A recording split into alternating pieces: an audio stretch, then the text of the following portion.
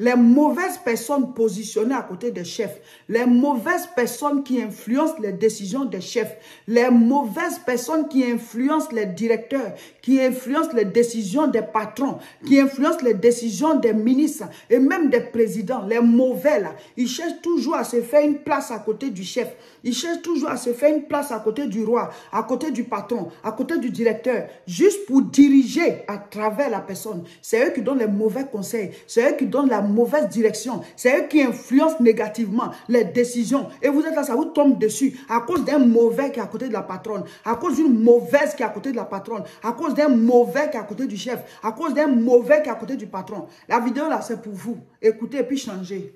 On sera tous jugés un jour. Un jour, on sera jugé. Quelqu'un mérite quelque chose, le patron veut l'élever. Toi, tu vas venir détruire ça. Juste parce que pour toi, la personne ne mérite pas. Ou alors parce que tu es mauvais, tu es mauvaise dans ton fond là-bas, tu es mauvais. Tu ne veux pas que quelqu'un évolue. C'est toujours toi qui dois être au-dessus. Tu ne veux pas que telle personne évolue parce que tu n'aimes pas sa tête. Donc du coup, dès qu'on prend une décision, toi tu es à côté là. Tu es mauvais, tu es à côté là. Tu es mauvaise, tu es à côté là. Les mauvais à côté des patrons. Les mauvais à côté des patrons, des chefs. La vidéo là, c'est pour vous. Bonjour cher peuple de Dieu. Aujourd'hui, je vais parler des mauvaises personnes qui influencent les décisions des chefs. Les mauvaises personnes qui influencent les décisions des patrons. Ça peut être un homme, ça peut être une femme, mais ils vont s'arranger à se mettre à côté du chef. Ils vont s'arranger à se mettre à côté du patron, à côté du ministre, à côté du directeur, à côté du président, à côté du roi. Et c'est eux qui vont influencer les décisions. Et ce n'est pas dans le bon sens, hein, dans le sens négatif. Ce sont des personnes qui sont méchantes, mauvaises. Et elles veulent que ce soit leurs décisions qui soient prises. Les mauvaises personnes qui se placent auprès des décideurs. Si c'est votre maman, si c'est votre papa, si c'est votre directeur, si c'est votre patron, si c'est le ministre, si c'est le directeur de votre entreprise ou même de votre ministère, là où vous êtes là, vous êtes foutus. S'il y a une mauvaise personne comme ça à côté là, les décisions là vont vous créer tous les problèmes. La Bible dit quand le méchant règne, le peuple souffre. Tu ne comprends pas pourquoi ton patron écoute tout le temps cette personne. Quand quelqu'un doit décider pour vous, s'il y a un mauvais à côté de lui là, vous êtes foutu. Si une personne doit prendre une direction, s'il y a un mauvais à côté là, c'est foutu. Si la personne est influençable, si la personne se laisse mener par le bout du nez, si la personne même sans le savoir, elle est manipulée parce que certains croient que c'est eux qui dirigent. Mais non, il y a quelqu'un d'autre qui dirige à travers toi. Vous êtes des gens à côté des patrons, à côté des chefs. Et c'est vous qui dirigez à travers eux. Si c'était pour diriger aussi dans le bon sens, bon, il n'y a pas de problème. Mais vous êtes là, vous conduisez le bateau dans la mauvaise direction. Vous donnez des conseils qui sont comme du venin. Vous êtes comme des serpents à côté. On veut prendre de bonnes décisions. C'est vous qui dirigez. C'est vous qui détruisez tous les projets. Vous dites des choses et le patron ne fait que suivre. Tu n'aimes pas la tête de telle personne, quand le patron va vouloir le nommer, tu vas trouver des arguments jusqu'à ce qu'on ne nomme pas la personne. Tu n'aimes pas la tête de telle personne, on va vouloir l'augmenter, tu vas trouver des arguments et puis l'augmentation là, c'est mis de côté. Parce que toi, tu es mauvais, tu es mauvaise, tu es à côté du chef. Donc toutes les décisions sont influencées par toi. Ça passe par ton filtre. Dieu va nous juger. Il y a des choses qui paraissent comme si ce n'est rien, mais ça détruit la vie des autres. Il y a des choses qui paraissent comme si ce n'est rien, mais ça détruit l'avenir des gens. Ça détruit la vie des autres, ça détruit leur avenir, ça détruit leur projet à cause de tes simples conseils, à cause de tes manigances, à cause de ta manière d'influencer négativement les décisions des gens. Les mauvaises personnes qui influencent les décisions des chefs. La vidéo là, c'est pour vous aujourd'hui.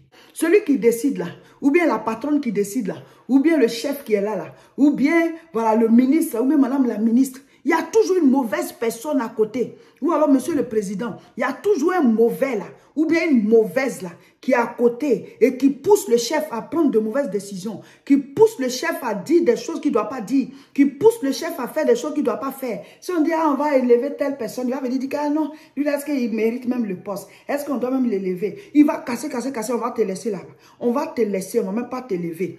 À cause de lui seul. Donc finalement, c'est comme si c'est lui qui dirige l'entreprise. On va dire, on va faire telle faveur à telle personne. Il va dire, mais non, mais est-ce que lui là même, il mérite ça? Le temps qu'il a fait ici, est-ce que ça mérite ceci? Tu vas perdre ce qu'on a décidé de te donner à cause de ce mauvais ou bien à cause de cette mauvaise. Les mauvaises personnes positionnées à côté des chefs. C'est-à-dire que ces personnes veulent en fait diriger à travers le roi, à travers le président, à travers le directeur, à travers le chef, à travers le patron. C'est la personne qui dirige. Les mauvaises personnes qui influencent les décisions des chefs. La vidéo là, c'est pour vous aujourd'hui. C'est de vous que je veux parler aujourd'hui. Si par malheur pour vous, votre papa a un ami comme ça, vous êtes foutu. Quelles que soient les décisions que votre père va prendre pour vous. Si votre papa a l'habitude d'écouter cette personne-là, vous êtes foutu. Ton papa a dit, oui, bon, j'ai les moyens, je vais envoyer mon enfant dans tel endroit pour qu'il étudie. Il va venir détruire ça, ou bien elle va venir détruire ça.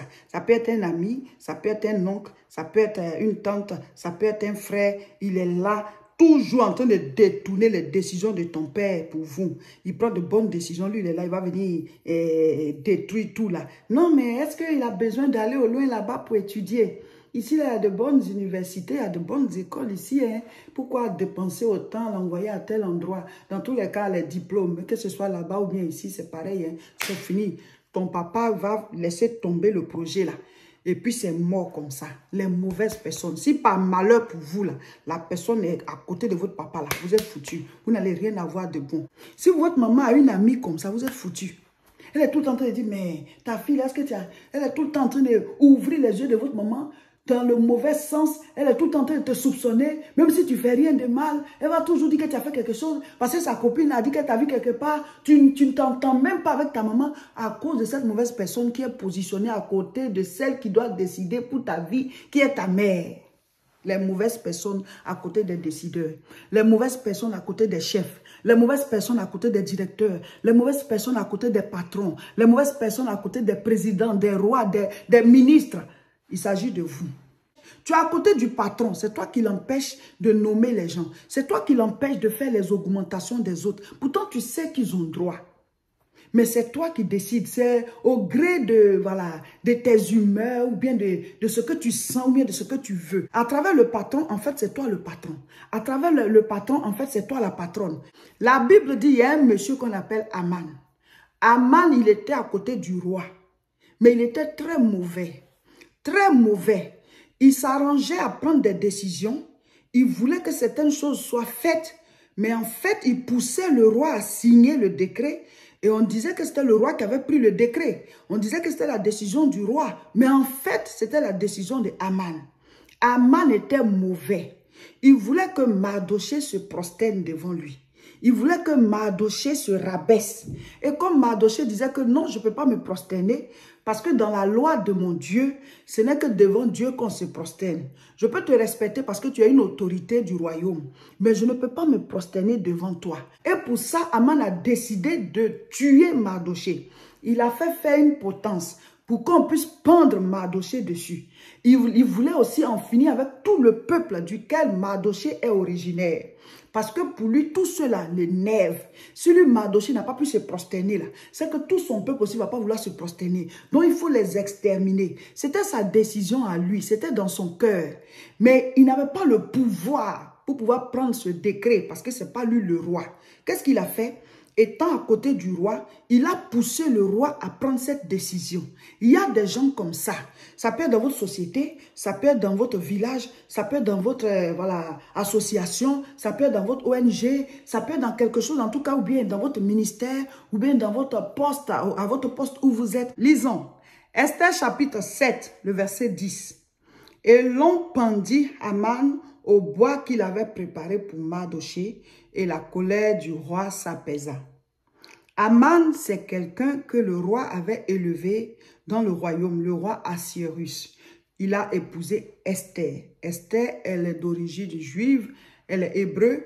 Ils ont été envoyés en déportation dans plusieurs, voilà, ils les ont envoyés dans plusieurs pays parce qu'ils avaient désobéi à Dieu et la main de Dieu est quittée sur eux et leurs ennemis ont commencé à les combattre. Donc, elle faisait partie des déportés.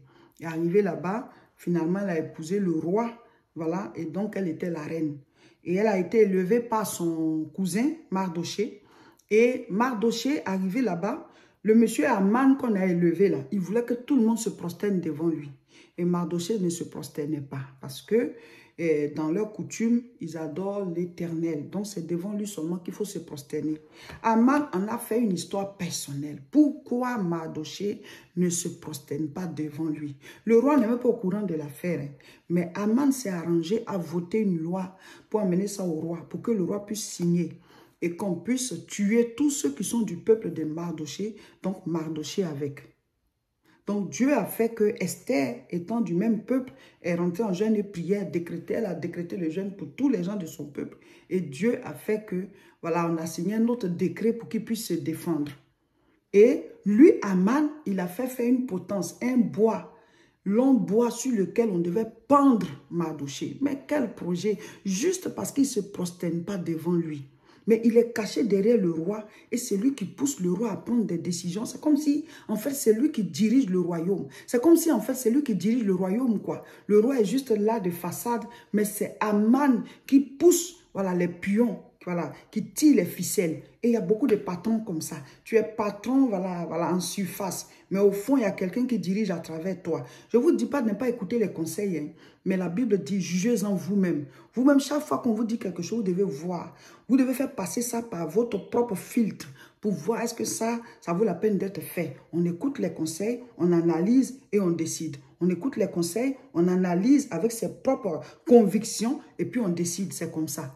Donc, le roi, il ne faisait pas ça. Et donc, dans le fond, c'est Aman qui dirigeait le royaume. Et donc, il voulait faire pendre Mardoché. Mais finalement, à la fin, là, c'est lui-même Aman qui a été pendu sur le bois. Je veux parler à ceux qui sont à côté des chefs, des décideurs, pour pouvoir mettre le venin tout le temps contre d'autres personnes. Là. Attention, ça va se retourner contre vous. La Bible dit, ce qu'un homme aura semé, il le moissonnera. Donc, faisons très attention. Voilà, c'était l'édification du jour. Je suis pasteur Seka Olga de l'église La Moisson de France. Rejoignez-nous tous les dimanches à Tourcoing. L'adresse est 48 rue Saint-Omer, 59 200 Tourcoing. Et les cultes, c'est à 10 h. L'école des disciples, le prochain cours, c'est le samedi 22 octobre. Le samedi 22 octobre à 14 h 30, c'est le niveau 1 et 17 h, le niveau 2. Vous pouvez encore vous inscrire pour le niveau 1 au 0033 7 51 51 25 16 par WhatsApp. On va vous donner le formulaire et le samedi 22, vous venez à 14 h à Aubervilliers à l'adresse 29 rue Sadi Carnot, 93 300 Aubervilliers. Les programmes spéciaux au niveau de Tourcoing. Ce samedi 15, nous avons la rencontre des femmes. Ce samedi 15 octobre à partir de 14 h 30, rejoignez-nous à l'adresse 48 rue Saint-Omer, 59 200 Tourcoing pour pouvoir communier ensemble. Les femmes, nous allons prier, écouter la parole, faire des jeux bibliques et tout ça. Et le lendemain, dimanche, c'est le culte de la guérison divine. Dimanche 16, culte de guérison divine ici à l'église La Moisson. Dimanche 16 octobre à partir de 10 h. Nous avons une navette. Vous pouvez venir en prenant le métro ligne 2. Vous descendez à la station Tourcoing-Gare. Il y a une navette à 9 h 45, le premier tour, à 9 h 55, le deuxième tour. Le samedi 29 octobre à 15 h, il y a une rencontre de la jeunesse ici à l'église La Moisson. Et le lendemain, dimanche 30, c'est un temps, voilà, de prière spéciale, culte spécial pour la jeunesse. Vous pouvez venir de partout, louer vos chambres d'hôtel, venir avec vos jeunes gens, vos étudiants, vos enfants, pour qu'ils participent à la rencontre de la jeunesse le samedi 29 octobre à partir de 15 h ici à l'église La Moisson. Vous pouvez nous contacter à ce numéro pour qu'on vous donne les noms des hôtels qui ne sont pas loin. Comme ça, vous allez réserver et venir. Ça fait une sortie en famille. Vos jeunes gens vont participer à la rencontre de la jeunesse le samedi 29 octobre à 15 h.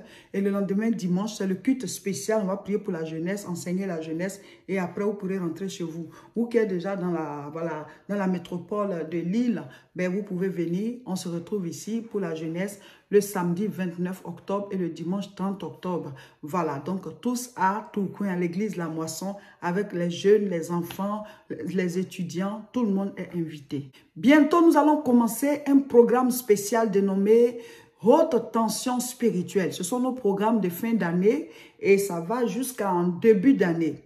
Nous avons fini le jeûne de septembre, mais à partir du 1er novembre, on commence un programme spécial dénommé Haute Tension Spirituelle. On va vous mettre toutes les informations en ligne. Ce sont des temps de prière sans jeûner. Hein. Le jeûne, c'est en janvier. Donc, on va prier, on va écouter les enseignements, on va faire des prières en direct et tout. Il y a des passages bibliques à lire. On doit être vraiment éveiller spirituellement. La Bible dit veillez et priez. Donc, haute tension spirituelle, on commence à partir du 1er novembre. La prochaine croisade à Aubervilliers, c'est le samedi 12 novembre. Préparez-vous, ça sera fort. Ce sont de grandes rencontres où on prie, où on écoute la parole de Dieu. Là, c'est à Aubervilliers. L'adresse est 29 rue Sadi Carnot, 93 300 Aubervilliers. N'oubliez pas de vous abonner à nos différentes chaînes. Sur YouTube, c'est La Moisson TV. Et sur Facebook, c'est Réseau International Richesse. Partagez massivement cette vidéo.